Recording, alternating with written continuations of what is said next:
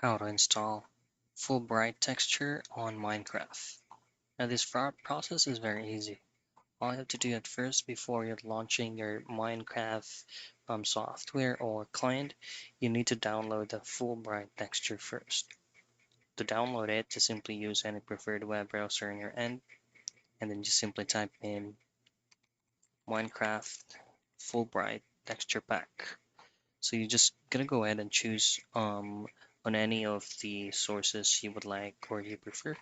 But on this video, just simply choose on the very first result. Now you will be redirected to resources packs of Fullbright texture for Minecraft.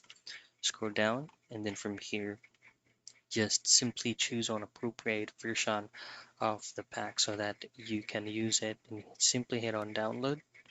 Once you fully downloaded it, just keep the specific folder in, and then just download the Optifine version 1.21.8. Download it, and to install it, just simply launch your Minecraft game, open Files and Folder, click and drag the texture pack you downloaded earlier, and it will be installed. And that is how you install Fullbright texture pack on Minecraft.